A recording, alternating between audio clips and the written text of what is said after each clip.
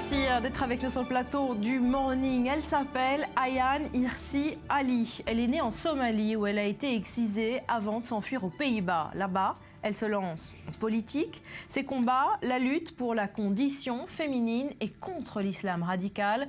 Depuis, elle est menacée de mort. Son portrait signé par les équipes de Tout un Monde. C'est l'une des femmes les plus visées par les extrémistes islamistes du monde entier.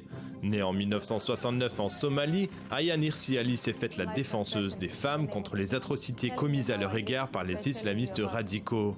Détenant la double nationalité néerlandaise et américaine, Ayaan Hirsi Ali s'est d'abord élevée contre l'excision des jeunes filles. Une excision dont elle fut elle-même victime alors qu'elle n'avait que 5 ans. Un combat qui a fait d'elle la porte-parole de toute une génération. Polyvalente, elle s'engage en politique, rédige essais et pamphlets, et en 2004, elle coécrit avec le réalisateur néerlandais Theo van Gogh le court-métrage Submission. Un documentaire qui suscite une polémique sans précédent aux Pays-Bas et pour lequel les deux co-scénaristes reçoivent des menaces de mort. Des menaces mises à exécution lorsque Theo van Gogh est assassiné en pleine rue par un fanatique musulman.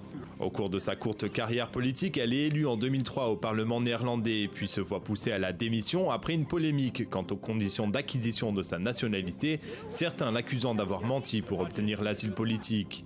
Après des années de combat, elle s'exile aux États-Unis où elle obtient la nationalité en 2013. Ses positions contre l'islam, toujours vigoureuses, l'ont poussée à se prononcer contre cette religion et même à expliquer que le prophète Mahomet était dépeint dans le Coran comme un pédophile.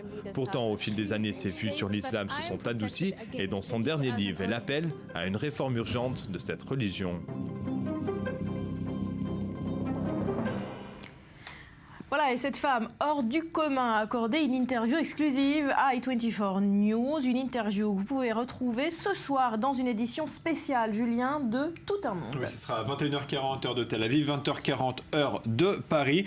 Dans cette interview, il y a plusieurs points qui ont été abordés, vous le verrez ce soir, mais notamment, elle estime qu'on n'a pas compris le 11 septembre, on n'a pas compris à l'époque ce qui se jouait, on n'a pas vu le cancer de l'islam radical, c'est comme ça qu'elle l'a qualifié, on n'a pas compris l'idéologie qui se jouait. Elle estime qu'il y a une hypocrisie de la part de beaucoup de pays arabes, notamment de l'Arabie Saoudite, qui estime que Daesh est dangereux, alors qu'en fait, l'Arabie Saoudite protège Daesh et propage une idéologie qui est proche de Daesh en investissant beaucoup d'argent. C'est des propos qui sont très, très forts. Elle parle également d'Israël et estime qu'Israël est diabolisé dans la presse, diabolisé par beaucoup en étant comparé à l'Allemagne nazie, en étant comparé à l'État d'Afrique du Sud d'apartheid. Elle estime qu'Israël a subi ce que avant et à Paris, ce que Paris subit maintenant. Et enfin, évidemment, elle parle de son enfance en Somalie avec l'excision et la fuite qu'elle a décidé d'organiser. Ayaan Hirsi Ali ce soir dans Tout un Monde. Merci.